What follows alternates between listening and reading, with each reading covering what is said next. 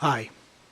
So I had seen the 7-part series on Kingmaker, and it reminded me this is really such a wonderful game, and it made me want to pull out my copy and give it a good read through and brush it off. This is, as you can tell, the Avalon Hill bookcase edition, second edition. I also want to thank the late Bob Burdell and A.J. Rowland and Michael Carlson for teaching me the rules. I played this game quite a number of times, and without the benefit of ever reading the rule book. They were good friends, and they taught me how to play. So what's a little different between this version and the one that had been described previously? Well, where to start? Okay. What I noticed first was there wasn't really a discussion of the use of the player markers. So we have the moon and the acorn and the log and the boar's head and the sun, for example. And as you can see, I've already marked some places on the board, namely Pevensey and Calais. And as an example, I have over here, we have Stafford, who is the captain of Calais. And I marked him with the green player marker. So the green player, Stafford, would put a green player marker on Calais. And that is not only for, obviously, the original player, but the other players on the board to know that Calais is in fact owned by a player. You could, for example, try to take it from him if you wanted to land in Calais and attack it, but it is owned by the green player. He can enter and leave as he sees fit. The blue player, I put a Percy player here. The Percy player was given the Warden of the Cinque Ports and some nice quality Scots archers. He's got 170 points there. For the Warden of the Cinque Ports, don't know if you can read it, it says a Pevensey. So the blue player takes a Pevensey. And then the third example I have here is a fine noble Talbot family. He's playing the Notts. I also gave him the Lancaster card.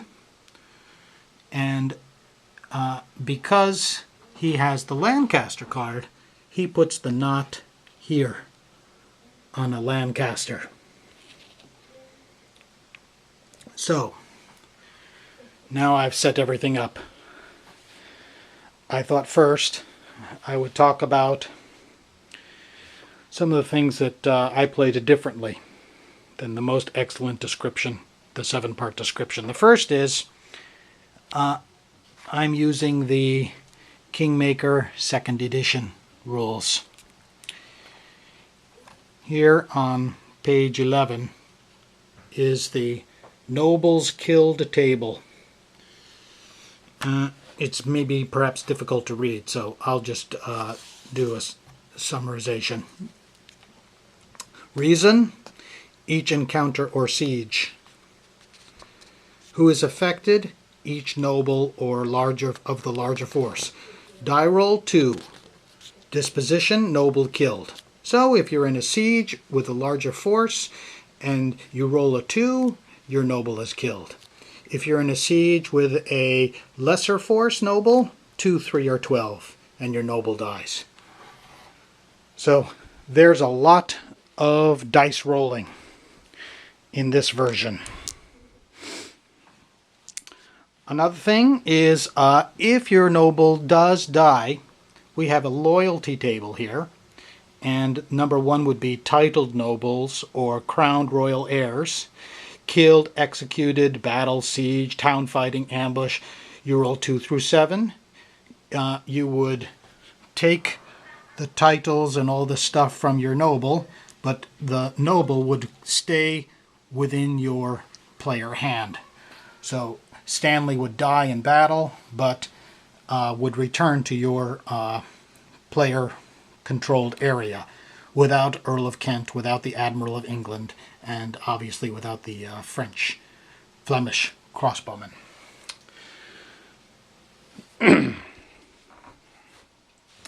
There's a number of other things, but let's get down to it, shall we? So, in this example, Percy, who starts here in Cocker's Mouth, and the blue player also has Beaufort, and we'll just say for some reason Beaufort happens to be in the same area. The two nobles total 200 points, and so they move 1, 2, 3, 4 here to Lancaster. Now, they can storm Lancaster. If they storm Lancaster, they're just going to pull something from the crown deck to see whether or not they win the battle. Or they can siege Lancaster. If they siege, they're going to delay a turn. But if any of you have played Kingmaker, you'll know that the event deck is often nasty, and bad weather and wars and events can pull your nobles away from the event. So you can storm the town for an immediate result, or you can delay a turn and automatically get the siege victory, with the exception of perhaps for example, you could get a bad weather delays attack, and that would cause you to have to wait another turn. So they have enough troops to attack the town. They pull the card. It says Vacillating Noble, which is perhaps frustrating. Draw again for combat result. Refuge, 7 turns. That's a keeper. That's a nice one. Okay, here I have some of the extra cards. You probably can't read that. It says Treaty with France, so let's go to one where you can see. Here we go. Plague, Norwich and Lynn. It's a 2-to-1 victory. Okay, so if he had stormed, the odds would have been 1-to-1. So 2-to-1. The storming of Lancaster would not have happened. Let's say that this had been a siege, and he had waited a turn, and the nobles that were here in Lancaster, Beaufort and Percy, were not called away, and this is a combat result, therefore resulting in the siege being a victory. The owner of Lancaster, the not player, in this case, the not player is Talbot with Lancaster. He has to hand the Lancaster card over to the blue player. The town was taken. The blue player would then take his marker and put it in Lancaster. Now, Percy and Beaufort could either go inside the town, could stay outside the town, or a combination. Perhaps Beaufort is inside the town and Percy is outside the town. Now that could have results in a plague, or, for example. So in that case, the town card moves from one player to another player by conquest on the board. Another possibility is, here, we'll use good old Hastings. Hastings, a 10-point noble. Hastings can choose to ambush. Here we'll use good old Percy. Let's put Percy in Shrewsbury for some reason. Percy's in Shrewsbury. And it is the Hastings player turn. And he can move 1, 2 to Shrewsbury.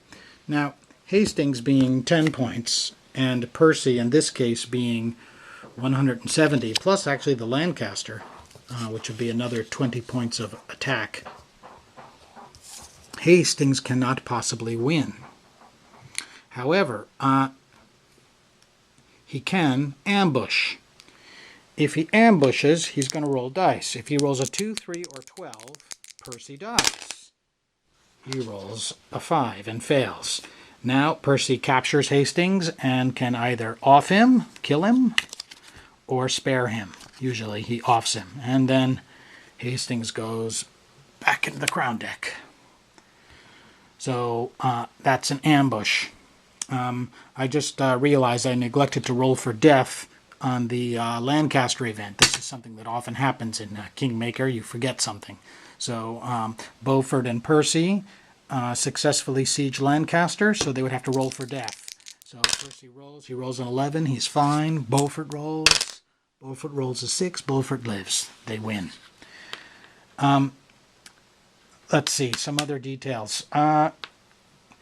We used to play with a variant, I guess, where if you defeated a force of 100 points or greater, you would get the defeated player's next crown card. So I would draw a crown card, and then the next player, let's say I defeated him, it's his turn, I would take his crown card as well. So you can run around on the board and try to kill your enemies in forces greater than 100 points to take the crown cards. Let's see, is there anything else? I would highly recommend this book, History of England, Volume 1, by Trevelyan. Mine is marked aplenty with all kinds of interesting tidbits. This book finishes before the War of the Roses, which is what the period of Kingmaker is. So it's not directly applicable to the period, but I found it extremely interesting. The last bit of discussion I want to talk about is Beaufort. So it says here on page 10, the royal counters. So we have the House of Lancaster with their 3, and we have the House of York with their 5. But Beaufort is in fact also a royal counter. And it can happen where all of the various royal counters are dead, and then Beaufort is the last one. He is the lowest ranked. But in fact, he is a royal counter and can be crowned King of England. So the Beaufort card actually has a sort of second option. And the last thing I wanted to talk about was the Plantagenets. So here we have a 50-point Plantagenet Duke of York card, and we have a 30-point Duke of Lancaster card. And this would be connected with the various